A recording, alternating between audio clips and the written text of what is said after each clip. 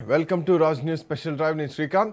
Formula ఈ car race కేసులో కీలక పరిణామం చోటు చేసుకుంది. ఈ కేసు విచారణ నేపథ్యంలో BRS party working president KTR Nampally ACB కోర్టుకు హాజరయ్యారు.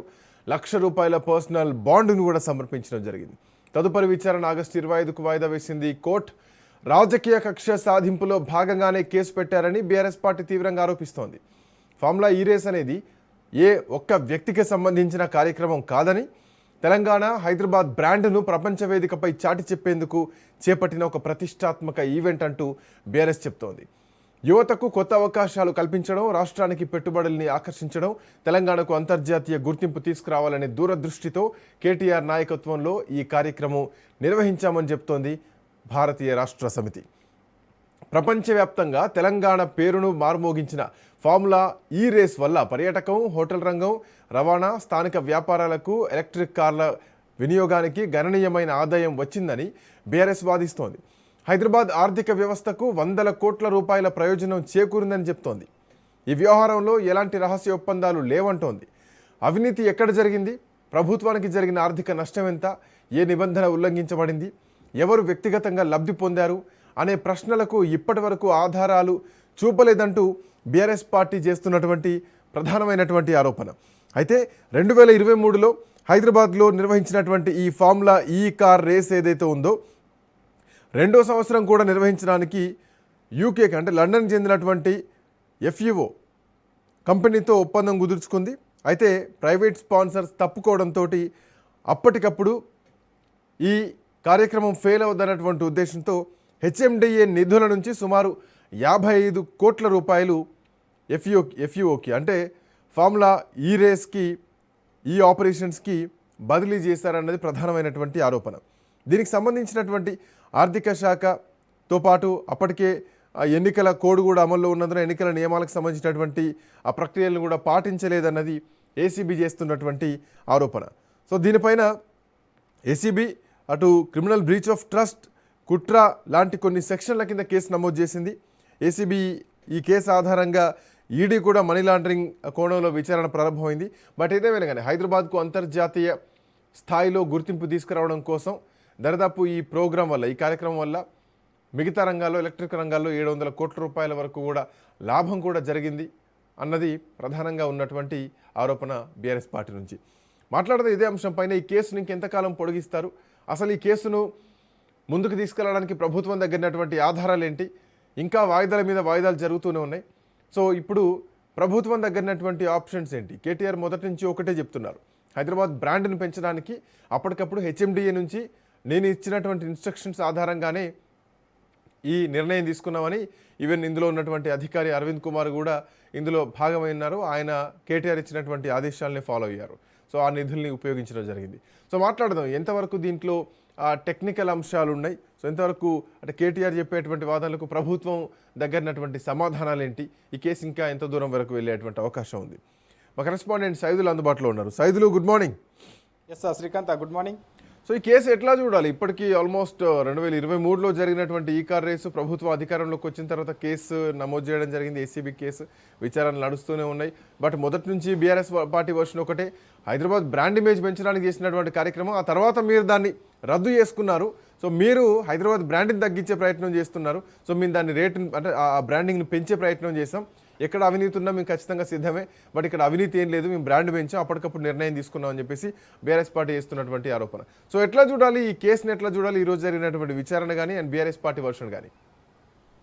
ఎస్ సార్ శ్రీకాంత్, ఆ బీఆర్ఎస్ పార్టీ వర్షన్ ముందు నుంచి ఒకటే చెప్తున్నారు, ఈ కేసు సాగదీస్తూ ఉంటారు, చాలా రోజుల పాటు సాగుతూనే ఉంటుంది. ఎంత సాగదీసినా, ఎన్ని రోజులు ఈ కేసుని నడిపించినా నాకు న్యాయ వ్యవస్థ పైన నమ్మకం ఉంది కాబట్టి నేను కేసు విచారణకి హాజరవుతానని ఆనాడు ఏసీబీ విచారణకు హాజరైనటువంటి కేటీఆర్ మీడియా ముందుకు వచ్చి మాట్లాడారు. తెలంగాణ భవన్లో మాట్లాడారు, బయట మాట్లాడారు, అనేక సందర్భాల్లో కూడా మాట్లాడుతూ వచ్చారు. వివిధ వేదికలపైన కూడా ఆయన చెప్తూ వస్తున్నారు, ఈ కేసు కాంగ్రెస్ పార్టీ అధికారంలో ఉన్నంతసేపు కూడా ఫార్ములా ఈ రేస్ కేసుకు సంబంధించి సో ఈ ప్రభుత్వం దిగిపోయేంత వరకు కూడా ఈ సాగదీస్తూనే ఉంటుంది, సాగదీస్తుందని కూడా మాకు తెలుసు.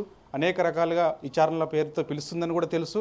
అయినా సరే నేను విచారణకి హాజరవుతాను, నేను ఎక్కడ కూడా తప్పు చేయలేదని కూడా కేటీఆర్ చెప్తున్నారు, బీఆర్ఎస్ పార్టీ నాయకులు చెప్తున్నారు. సో ఈరోజు వాదనలు కూడా అదే జరిగినట్టు కూడా మనకి సమాచారం. శ్రీకాంత్, ఈరోజు వాదనలు విన్న తర్వాత ఇరు వాదనలు విన్న తర్వాత ఆగస్టు 25కు వాయిదా వేశారు. చూడాలి. ఇప్పటికే వ్యక్తిగతంగా ₹1,00,000 బాండ్ కూడా సమర్పించారు కేటీఆర్. అదే అప్పుడు ఉన్నటువంటి హెచ్ఎండిఏ కమిషనర్గా ఉన్నటువంటి ఐఏఎస్ అధికారి అరవింద్ కుమార్, బిఎల్ఎన్ రెడ్డి వీళ్ళందరూ కూడా వ్యక్తిగతంగా ₹1,00,000 బాండ్ కూడా సమర్పించారు. కాబట్టి ఆగస్టు 25వ తారీఖు వాయిదా వేసింది. కాబట్టి మరి రాష్ట్ర ప్రభుత్వం ఇంకా ఎటువంటి ఎవిడెన్స్ తోటి మరి వాదనలు వినిపిస్తుంది అనేది కూడా ఇక్కడ ఒక ప్రశ్న తలెత్తుతుంది శ్రీకాంత్. ఎందుకంటే వాస్తవంగా ఎక్కడ కూడా అవినీతి జరగలేదని, జరిగినట్టు చూపియండి అని చెప్పేసి ఒకవైపు అంటే ఇక్కడ అవినీతి ఏం జరగలేదని చెప్పేసి గతంలో ప్రభుత్వం నుంచే మాట్లాడడం జరిగింది. పొన్నం ప్రభాకర్ కూడా ఒక సందర్భంలో ఇందులో అవినీతి ఏం జరగలేదు, బట్ ఆ గైడ్ లైన్స్ ఫాలో కాలేదు అన్నది వాళ్ళు చెప్తున్నటువంటి మాట. సో ఎక్కడా దీంట్లో అవినీతి ఏం కనిపించట్లేదు. ఏదైనా కానీ ₹55 కోట్ల కేటీఆర్ అవినీతి చేస్తారా? కేటీఆర్ అప్పుడు మంత్రిగా ఉన్నారు, మున్సిపల్ శాఖ మంత్రిగా ఉన్నారు, ఆయన ఒక బ్రాండ్ ఇమేజ్ కోసమే ప్రయత్నం చేశారు. సో అవినీతి చేయాలనుకుంటే 100 కోట్లు, లక్షల కోట్లు చేసేటువంటి స్థాయిలో ఉన్న వ్యక్తి ₹55 కోట్ల విషయంలో అంటే ఎట్లా చూడాలి ఈ అంశాన్ని? మోరోవర్ పొన్నం ప్రభాకరే అన్నారు, ఇది అవినీతి జరిగిందని మేము అనట్లేదు, రూల్స్కు విరుద్ధంగా పోయారు అన్నది, అంటే ల్యాబ్ చేశారన్నది ఆయన చేస్తున్నటువంటి ఆరోపణ. సో ఎట్లా చూడాలి? ప్రభుత్వం వైపు నుంచి కూడా ఇందులో పెద్దగా ఏమీ లేదన్నది ఒక సంకేతం వాళ్ళే ఇచ్చినట్టు కనిపిస్తోందా? తప్పకుండా శ్రీకాంత్, ఆల్రెడీ సంకేతం ఇస్తూనే ఉన్నారు. ఇక్కడ అవినీతి జరగలేదంటున్నారు, కానీ నిబంధనలకు విరుద్ధంగా మనీ ట్రాన్స్ఫర్ జరిగిందనేది మాత్రమే అంటున్నారు. కానీ అప్పుడు ఉన్నటువంటి పరిస్థితులు అలాంటివి అని చెప్పేసి కూడా కేటీఆర్ కూడా చెప్తూ వస్తున్నారు. ఎందుకంటే అప్పుడు ఎంతో ప్రతిష్టాత్మకంగా ఫార్ములా ఈ రేస్ నిర్వహిస్తున్నప్పుడు ఆ కంపెనీ వైదొలిగేందుకు సిద్ధంగా ఉంది. కాకపోతే అప్పుడు మనం ఆల్రెడీ అన్ని సిద్ధం చేసుకొని పెట్టుకున్నాం, హైదరాబాద్ ఇమేజ్ని పెంచేందుకు సిద్ధంగా ఉన్నాం, కాబట్టి అప్పటికప్పుడు ఈ యొక్క నిర్ణయం తీసుకోవాల్సి వచ్చిందని కూడా చెప్పారు. కానీ నిబంధనలు విరుద్ధంగా పనిచేయలేదని అంటున్నారు. కానీ ప్రభుత్వం మాత్రం ఇది హెచ్ఎండిఏ నిధుల నుంచి బదిలీ అవుతున్నప్పుడు ఖచ్చితంగా క్యాబినెట్ అప్రూవల్ ఉందా లేదా, క్యాబినెట్ సమావేశం నిర్వహించారా లేదా, ఎందుకు క్యాబినెట్ సమావేశం నిర్వహించలేదు, కేటీఆర్ మౌఖిక ఆదేశాలతోటే ఎందుకు ట్రాన్స్ఫర్ చేశారు, కేటీఆర్ మౌఖిక ఆదేశాలు ఇస్తే ట్రాన్స్ఫర్ చేస్తారా, అసలు చేయకూడదు కదా, హెచ్ఎండిఏ నిధుల నుంచి ఎట్టి పరిస్థితుల్లో ₹1 కూడా పక్కదారి పట్టొద్దు కదా అనేది ఒక వాదన తీసుకొస్తూ ఉన్నారు. కానీ ఎక్కడ కూడా ఇట్లా హెచ్ఎండిఏ నిధుల నుంచో లేకపోతే ఇంకొక నిధుల నుంచి కాదు, ప్రభుత్వం ఆయా అవసరాలకు అనుగుణంగా ఖచ్చితంగా అన్ని నిబంధనలు పాటించే తీసుకుంటుందనేది కూడా కేటీఆర్ చెప్తూ వస్తున్నారు. సో అప్పుడు కూడా ఉన్నటువంటి పరిస్థితులకు అనుగుణంగా మేము హెచ్ఎండిఏ నుంచి నిధులు చెల్లించేటప్పుడు కూడా ఖచ్చితంగా నిబంధనలు మేము పాటించామని కూడా వాళ్ళు చెప్తున్నారు. నిబంధనలు పాటించలేదు కాబట్టి అవినీతి జరిగిందనేది ఆరోపణ మాత్రం వాళ్ళు చేస్తున్నారు. నిబంధనలు పాటించాము, అవినీతి ఎక్కడ కూడా జరగలేదు, జరిగినట్టు చూపించండి అని చెప్పేసి కేటీఆర్ అంటున్నారు, బీఆర్ఎస్ పార్టీ నాయకులు అంటున్నారు. కాబట్టి సో ఇదే జరుగుతూ వస్తుంది శ్రీకాంత్. అందుకే ఈ సాగతీతాన్ని కూడా మనం చెప్పుకోవచ్చు. చాలా రోజులుగా ఈ యొక్క వాదనలు జరుగుతూ వస్తున్నాయి, కేసు వాయిదా పడుతూ వస్తుంది. సో ఆగస్టు 25 రోజు కూడా మరి కోర్టు ఏం చెప్పబోతుందన్నది కూడా కొంత సర్వత్రా ఆసక్తిగా ఉంది శ్రీకాంత్. సో నెక్స్ట్ ప్రభుత్వం నుంచి ఎట్లాంటి వర్షన్ వినొచ్చు? ఎందుకంటే ఇప్పటికే ఈ కేసుని ఇంకా సాగదీస్తుంటే అఫ్కోర్స్ పెద్దగా హైప్ కూడా ఏం రావట్లేదు, ఎందుకంటే మొదట్లో ఉన్నంతటువంటి హైప్ ఇప్పుడు రావట్లేదు. సో కేటీఆర్ వైపే, ఈవెన్ జనాకర్షణ చూసుకున్న కేటీఆర్ వైపే కనిపిస్తోంది. బట్ ఇందులో ప్రధానమైనటువంటి ఆరోపణ అటు ఏసీపీ కానీ ఇటు ఈడీ కానీ ఈవెన్ ప్రభుత్వం నుంచి కొంతమంది మంత్రులు చేస్తున్నటువంటి ఆరోపణలు, కేబినెట్ అనుమతి తీసుకోలేదు, ఆర్థిక శాఖ అనుమతి తీసుకోలేదు, ఈవెన్ హెచ్ఎండిఏ నుంచి నిధులు విడుదల చేయాలంటే ₹10 కోట్ల మాత్రమే లిమిట్ ఉంటుంది. సో ఆ పైగా ఖర్చు చేయాలంటే కనుక ప్రభుత్వ పరిపాలన అనుమతి తప్పనిసరి అన్నటువంటి, అంటే కేబినెట్ అనుమతి తప్పనిసరి అన్నది వాళ్ళు చేస్తున్నటువంటి ఆరోపణ.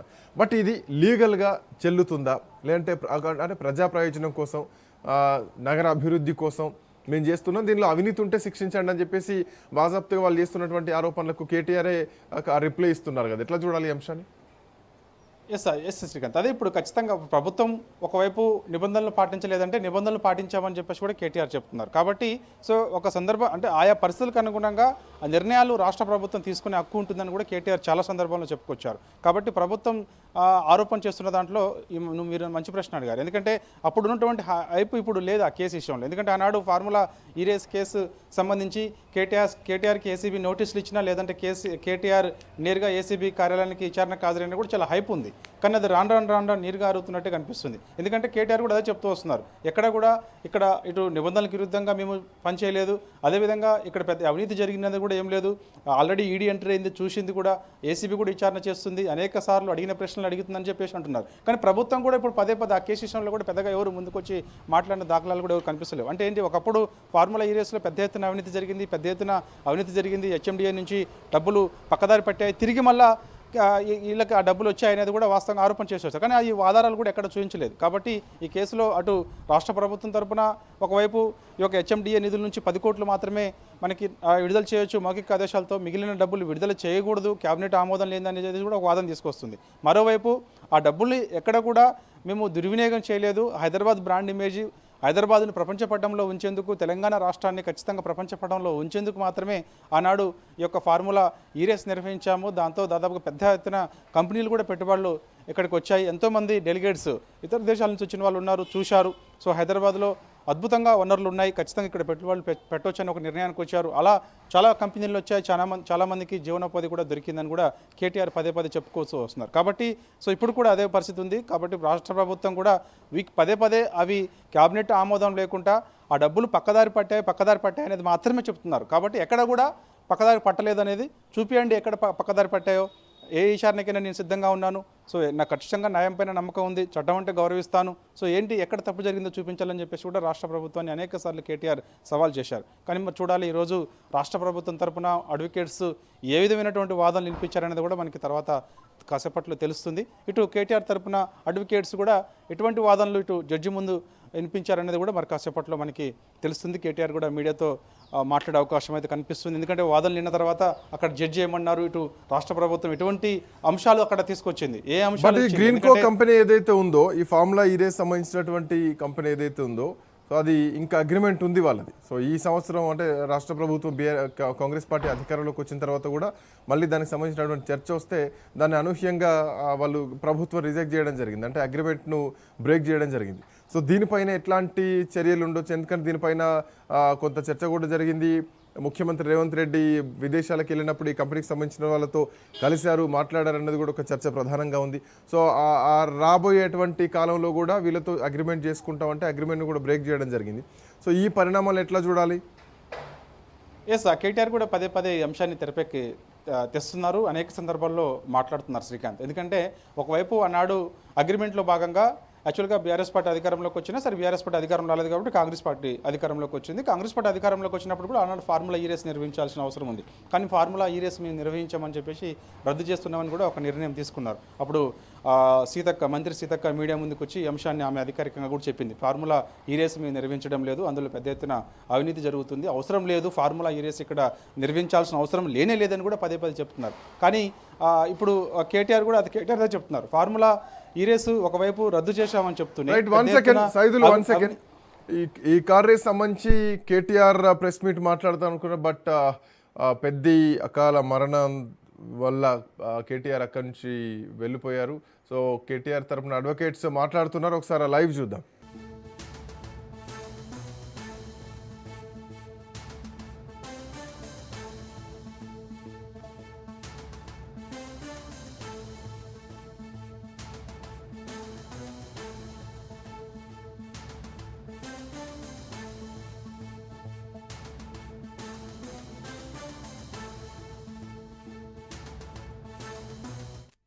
ఇక్కడ మిస్అప్రాపరేషన్ ఫండ్స్ జరిగినాయని చెప్పేసి మాట్లాడుతూ ఉన్నారు.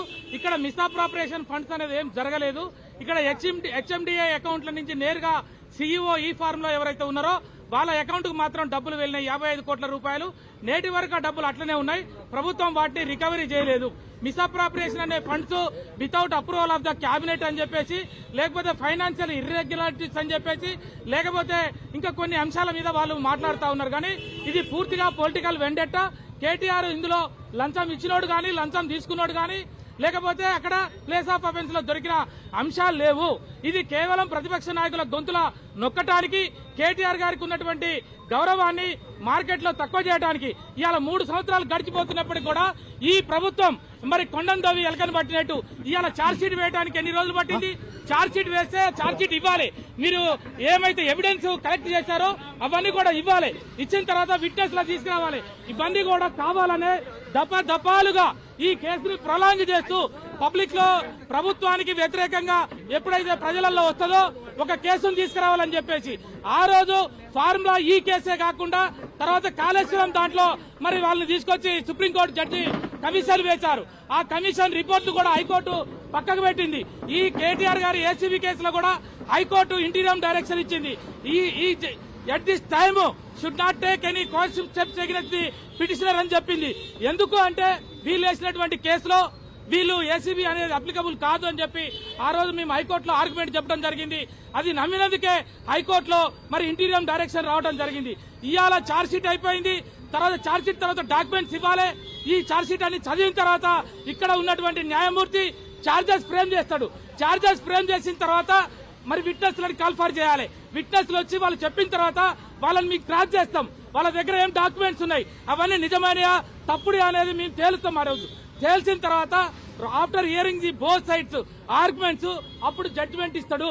అప్పటి వరకు మాత్రం ఏం జరగదు అని చెప్పేసి హైకోర్టు ధర్మాసనం ఇచ్చింది. కాబట్టి ఈ రోజు మేము కాస్ట్ పిటిషన్ కూడా రేపు మూవ్ చేయబోతా ఉన్నాం.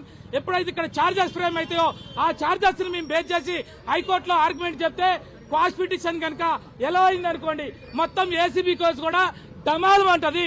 ఈ కేసులో ఏమాత్రం కూడా వాస్తవాలు లేవు, డాక్యుమెంట్స్ లేవు. కేవలం ఇది పొలిటికల్ వెండెట్టా.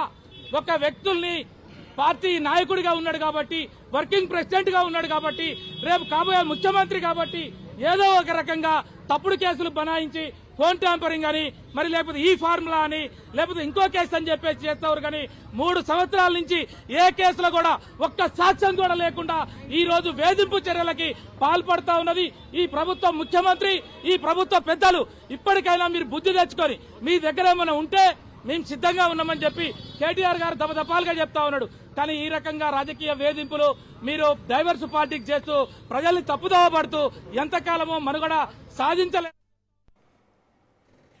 రైట్, మొత్తానికి పొలిటికల్ వెండెటా కేసు ఇది. రాజకీయ కక్ష సాధింపులో భాగంగానే కేసులు పెడుతున్నారు. ఎక్కడ వాస్తవాలు లేవు, ఎక్కడ డాక్యుమెంట్స్ లేవు, ఎక్కడ ఆధారాలు లేవు, కనీసం సాక్షులు కూడా లేరు. సో కేవలం బురద జల్లడానికి ఉపయోగిస్తున్నటువంటి కేసులు మాత్రమే అని చెప్పేసి కేటీఆర్ తరపు న్యాయవాదులు కోర్టు ముందు మాట్లాడుతున్నటువంటి మాటలు. రైట్, ఇదే అంశంపైన మాట్లాడడానికి రామారావు ఎమ్మినేని గారు మనతో పాటు జాయిన్ అవుతున్నారు, ప్రముఖ న్యాయవాది. రామారావు గారు నమస్తే. సో ఈ కేసుని ఎట్లా ఒక రాజకీయ కక్ష సాధింపుగా చూడాలా? ఎక్కడ లంచం ఇవ్వలేదు, ఎక్కడ లంచం తీసుకోలేదు అని మోరోవర్ హెచ్ఎండిఏకు ఆయన వైస్ చైర్మన్గా ఉన్నారు. ఆయన మౌఖిక ఆదేశాలతోనే ఈ 55 కోట్ల నిధులు కూడా ఆ సిఇఓ కంపెనీ ఏదైతే ఎఫ్ఈఓ కంపెనీ ఉందో ఫార్ములా ఈరేస్కు వాళ్ళకి వెళ్ళాయి, అవి ఇంకా అక్కడే ఉన్నాయి. దీంట్లో ఎక్కడ అవినీతి జరగలేదు. బట్ ఒక అంటే వెళ్ళాల్సినటువంటి route is not correct. So ఒక తప్పుడు మార్గంలో పోయింది. అక్కడటువంటి ఎలక్షన్ కోడ్ కూడా ఉంది, దాన్ని కూడా పాటించలేదు అన్న కోణంలో ప్రభుత్వం చేస్తున్నటువంటి ఆరోపణ. సో ఎట్లా చూడొచ్చు ఈ కేసును? ఎంతవరకు ఈ కేసు ముందుకెళ్తుంది, ఎంతవరకు నిలుచునేటువంటి అవకాశం కనిపిస్తోంది? అంతర్జాతీయ ఖ్యాతి గడించిన ఒక ఫార్ములా ఈ రేసింగ్ అనే ఈవెంట్ ను పోటీ తత్వంతో గతంలో మన తెలంగాణకు తీసుకురావడం ఆయన తప్పన్నట్టు, కేటీఆర్ గారు తప్పన్నట్టు. అదే విధంగా దీనిలో ఏదో అయినట్టు మన name the dog to match porting it అనే ఒక అయితే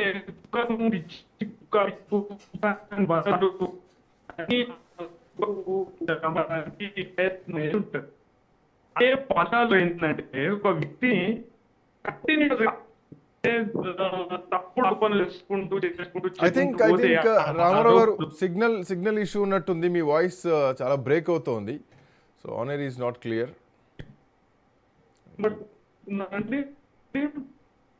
నాట్ క్లియర్. వాయిస్ చాలా బ్రేక్ వస్తుంది రామారావు గారు. పీసీఆర్ వీలైతే ఫోన్ లైన్ కనెక్ట్ చేయండి రామారావు గారికి. ఫోన్ లైన్ కనెక్ట్ చేయండి.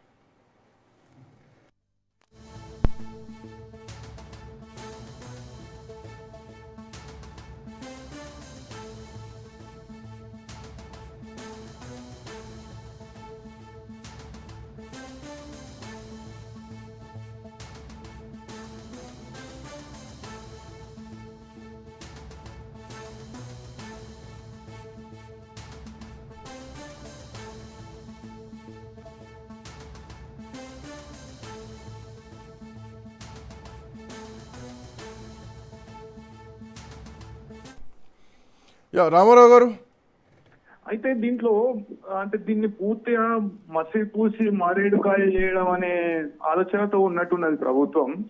ఏదో గతంలో ఆ, కొంతమందిపై కేసులు పెట్టడం, బీఆర్ఎస్ ప్రభుత్వం అధికారంలో ఉన్నప్పుడు కొంతమంది మీద కేసులు పెట్టడం జరిగింది వాళ్ళు చేసిన పనులకు. అయితే దాని అత్యధిక శాతం కేసులుగా ఉన్న సీఎం గా మన ముఖ్యమంత్రి గారు గుర్తింపు పొందారు. అయితే ఇప్పుడు ఈ ఫార్ములా రేస్ కేసు మనం చూసుకుంటేనైతే అత్యంత ప్రతిష్టాత్మకమైన ఒక ఫార్ములా 1 అనే కంపెనీని మన రాష్ట్రానికి ఆహ్వానించడంలో కీలక పాత్ర పోషించారు కేటీఆర్ గారు. అయితే దీనిలో నోడల్ ఏజెన్సీ ద్వారా ప్రభుత్వ సంస్థ నుండి పేమెంట్స్ అనేటివి జరిగినాయి. దీంట్లో రామారావు గారు, దీంట్లో అంటే కేటీఆర్కి అనుకూలంగా ఉండేటువంటి వర్షన్ ఏంటి? ప్రభుత్వం ఏ అంశాల మీద ఎక్కువగా వాదన చేస్తోంది? ఇందాక అడ్వకేట్లు మాట్లాడారు, ఇక్కడ అసలు ఎక్కడ ఛార్జ్ షీట్ కూడా లేదు, ఎవిడెన్స్లు లేవు, సాక్ష్యాలు లేవు, కనీసం విట్నెస్లు లేవు, ఇది అప్లికేబుల్ కాదంటూ హైకోర్టు కూడా చెప్పడం జరిగింది. ఈ కేసు కొట్టేసేటువంటి అవకాశం కనిపిస్తుంది, పొలిటికల్ వెండెట్టా ఉందని చెప్పేసి మాట్లాడుతున్నటువంటి పరిస్థితి. బట్ పాయింట్ ఏంటంటే ప్రజా ప్రయోజనం కోసం తీసుకున్నటువంటి ఒక పరిపాలన నిర్ణయం అని కోర్టు భావిస్తుందా? వ్యక్తిగత లాభం కోసం చేసింది కాదు అని కోర్టు భావించేటువంటి అవకాశం ఉంటుందా దీంట్లో? నేను వ్యక్తిగతంగా అడ్వకేట్ గా ఉంటే నేను దీంట్లో ఒక డిశ్చార్జ్ పిటిషన్ అనేది చేస్తుంటే, ఇప్పుడు ఫస్ట్ సంబంధం వచ్చినాయి కాబట్టి మొదటిసారి అపేర్ అవుతుంది కాబట్టి ఆ ఆలోచన చేస్తారేమో. అయితే దీనిలో నోడల్ ఏజెన్సీ ద్వారా పేమెంట్స్ అనేటివి జరిగినాయి. రెండవది ఏంటంటే గతంలో ఒక ఒప్పందం ఆధారంగా పేమెంట్స్ జరిగినాయి. ఆ ఒప్పందాన్ని ఇప్పుడు వచ్చిన కాంగ్రెస్ ప్రభుత్వం వద్దనుకున్నది. దానిలో భాగంగా దాంట్లో వివిధ అంశాలను ప్రస్తావించడం జరిగింది. ఏదైనా అంతర్జాతీయ ఒప్పందం జరిగినప్పుడు దానిలో వివిధ అంశాల ప్రస్తావన ఉంటది. ఇప్పుడు సంథింగ్ ఒకటి ఆర్బిట్రేషన్ క్లాజ్ అనేది ఉంటది. అయితే గతంలో కూడా ఎన్నో ఒప్పందాలు, ఇప్పుడు మీరు బాన్పిక్ చూడవచ్చు, అదే విధంగా ఈమార్ చూడవచ్చు, అదే విధంగా అంతర్జాతీయ ఒప్పందాలు రస్ అల్ ఖైమా కావచ్చు. రస్ అల్ ఖైమాకు సంబంధించిన కేసులు ఇంకా నడుస్తూనే ఉన్నాయి. అయితే గతంలో చేసిన ఒప్పందాలకు అనుబంధంగా ఎన్నో అంశాలు దాంట్లో ప్రస్తావించడం జరుగుతుంది. అయితే ఎటువంటి దాన్ని లీగల్ స్క్రూటినీ చేయకుండా అంత నేనే అన్నట్టు సిస్టమ్స్ కు సిరీస్ కి మధ్య వ్యత్యాసం తెలియని మన ముఖ్యమంత్రి వెబ్ సిరీస్ అనడం అని కామెంట్ చేయడం జరిగింది. అమెజాన్ డాటా సెంటర్ ఓపెనింగ్ లో వెబ్ సిరీస్ అని కామెంట్ చేయడం జరిగింది. అయితే ఎటువంటి న్యాయ సలహా తీసుకోకుండా, ఎటువంటి దాని మీద ఇది రాష్ట్రానికి మంచి జరుగుతుందా చెడు జరుగుతుందా అనేది కాకుండా కేవలం వ్యక్తిగత కక్షతోనే అంటే మీరు అన్నట్టు రామారావు గారు, నోడల్ ఏజెన్సీ ద్వారా పేమెంట్స్ అయినా, మోర్ ఓవర్ ఒక అంతర్జాతీయ ఒప్పందం అండ్ ఇది కాంట్రాక్ట్ కూడా ఉంది. ఆ ఒక్క సంవత్సరానికే కాదు, మరుసటి సంవత్సరానికి కూడా. సో అనూహ్యంగా ప్రభుత్వం మారిపోయింది ఇక్కడ. సో ఈ పరిణామాలు ఎట్లా ఉంటాయి రేపు పొద్దున? ఆ కంపెనీ నుంచి ఎట్లాంటి పరిణామాలు ఉండొచ్చు? అండ్ మోర్ ఓవర్ ఇంకొక పాయింట్ ఏంటంటే HMDA it is an independent body.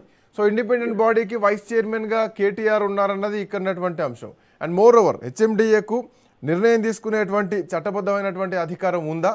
HMDA bylaws ఏం చెప్తున్నాయి? హెచ్ఎండిఏకి అంటే సంస్థాపరంగా వ్యక్తిగత నిర్ణయాలు తీసుకునే అధికారం ఉన్నది. అయితే దీంట్లో ఎక్స్ అఫిషియో కావచ్చు, లేకుంటే ఒక హానరీగా ఉన్న ప్రజాప్రతినిధిని దీంట్లో పాత్ర ఉందనడం అనేది అంటే అవగాహన రాహిత్యానికి పరాకాష్ఠగా కనబడుతుంది మనకు. ఇంత అవగాహన కూడా లేకుండా అంటే బట్టగాల్చి మీద వేసినట్టు ఎట్లా పడితే ఎట్లా ఫార్ములా ఈ రేస్ అని ఇదని అదని. అయితే దీనిలో ప్రధానమైన అంశం ఏంటంటే it is a civil contract. It is a simple civil contract. అది కాకుంటే ఇద్దరు వ్యక్తుల మధ్య కాకుండా రెండు ప్రభుత్వ సంస్థల మధ్యలో, అంటే ఒక ప్రైవేట్ సంస్థ, విదేశాలకు చెందిన ప్రైవేట్ సంస్థ, ఒక ప్రభుత్వ సంస్థ మధ్యలో జరిగిన ఒక కాంట్రాక్ట్ మాత్రమే. అదే దీనిలో 55 కోట్లు అనేటివి దానిలో భాగంగా వివిధ అంశాలకు చెల్లింపులలో భాగంగా అయితే వీళ్ళు దాంట్లో డిఫాల్ట్ క్లాజ్ ఉన్నది కాబట్టి ఆ చెల్లింపులు అనేటివి జరిగినాయి. హెచ్ఎండిఏ ఆధ్వర్యంలో జరిగినాయి చెల్లింపులు. ఇప్పుడు కేటీఆర్ గారి వ్యక్తిగత ఆదేశాల మేరకు చెల్లింపులు జరుగుతాయి. అంటే ఈ ప్రభుత్వంలో కూడా వ్యక్తిగత ఆదేశాల పైన చెల్లింపులు జరుగుతాయా? జరిగాయి. అది ఒక సంస్థకు సంబంధించిన అధినేత ఎవరైతే ఉంటారో, ప్రభుత్వ రంగ సంస్థకు చెందిన ఆ బాస్ ఎవరైతే ఉంటారో ఆ ఇన్స్ట్రక్షన్స్ మీద పేమెంట్స్ అనేటివి జరుగుతాయి. థ్యాంక్ యూ రామారావు గారు, థ్యాంక్స్ ఫర్ జాయినింగ్. సో ఏదేమైనా తెలంగాణ ప్రతిష్టను పెంచడానికి, హైదరాబాద్ బ్రాండ్ ఇమేజ్ని పెంచడానికి ఈ కార్ రేసును హైదరాబాద్ తీసుకొచ్చి దాన్ని విజయవంతంగా సక్సెస్ఫుల్గా చేస్తే దానికి సంబంధించినటువంటి పేమెంట్స్ ఏవైతున్నాయో ఆ సమయంలో ఎలక్షన్ కోడ్ అమల్లో ఉండడం, ఆ సమయంలో కంపెనీలు వెనక్కి వెళ్ళడం, హెచ్ఎండిఏ నిర్ణయం తీసుకోవడం, దట్టు కేటీఆర్ మౌఖిక ఆదేశాలు ఇవ్వడంతో హెచ్ఎండిఏ నుంచి నేరుగా 55 కోట్ల రూపాయలు ఫారెన్ కంపెనీకి ఏదైతే ఈ కార్ రేస్ సంబంధించినటువంటి కంపెనీ ఉందో సో ఆ కంపెనీకి ట్రాన్స్ఫర్ చేసినటువంటి నేపథ్యంలో నిబంధనలు ఉల్లంఘించి ఖర్చు చేశారు, ప్రజల డబ్బును నిబంధనలు ఉల్లంఘించి ఖర్చు చేశారని అటు కాంగ్రెస్ పార్టీ ఆరోపిస్తోంది. కేబినెట్ కానీ ఆర్థిక శాఖ అనుమతులు కానీ లేకుండా 55 కోట్ల రూపాయలు విదేశీ సంస్థకు పంపించారంటూ ప్రభుత్వం నుంచి చేస్తున్నటువంటి ఆరోపణలు. బట్ ఇది న్యాయపరంగా గెలిచేటువంటి అవకాశం ఉందా? ఎందుకంటే ప్రజా ప్రయోజనాల కోసం తీసుకున్నటువంటి నిర్ణయాలు ఒకవేళ నిజంగానే హెచ్ఎండిఏ బాడీకి చట్టబద్ధంగా తీసుకునేటువంటి నిర్ణయం ఉందంటే కనుక ఇక్కడ వ్యక్తిగత లాభం కాదు, సో ఒక రాష్ట్ర ప్రయోజనం కోసం, అభివృద్ధి కోసం తీసుకున్నటువంటి నిర్ణయం, సో అవినీతి కేటీఆర్ వ్యక్తిగతంగా చేసింది కాదన్నటువంటి విషయం కనుక రేపు పొద్దున కోర్టులో ప్రూవ్ అయితే కనుక ఈ కేసు వీగిపోయేటువంటి అవకాశం కూడా కనిపిస్తోంది అన్నది కేటీఆర్ తరపున అడ్వకేట్లు మాట్లాడుతున్నటువంటి మాట. ఇప్పటివరకు ఈ కేసులో వాస్తవాలు ఏంటి అన్నది ఇంకా బయటికి రాలేదు, దానికి సంబంధించినటువంటి డాక్యుమెంట్స్ ఏంటి అన్నది బయటికి రాలేదు. అట్ సేమ్ టైం ఇది పొలిటికల్ వెండట అంటూ ఇప్పటికే బీఆర్ఎస్ పార్టీ ఆరోపణ చేస్తోంది. హైకోర్టు ఇప్పటికే దీనికి సంబంధించిన డైరెక్షన్స్ కూడా ఇవ్వడం జరిగింది. సో ఇది ఏసీబీ అప్లికేబుల్ కాదు ఈ కేసులో అంటూ కూడా హైకోర్టు ఇప్పటికే డైరెక్షన్స్ ఇచ్చింది. బట్ అయినా కానీ ఈ కేసు ముందుకెళ్తున్నటువంటి క్రమంలో ఇట్లాంటి పరిణామాలు ఉండబోతున్నాయి. ఇది ప్రభుత్వానికి ఎంతవరకు ఎఫెక్ట్ అయ్యేటువంటి అవకాశం ఉంటుంది చూడాలి. బట్ న్యాయపరంగా ఎదుర్కొంటాం, అవినీతి చేయలేదని బీఆర్ఎస్ పార్టీ మొదటి నుంచి చెప్తోంది, ఇప్పుడు కూడా అదే చెప్తోంది.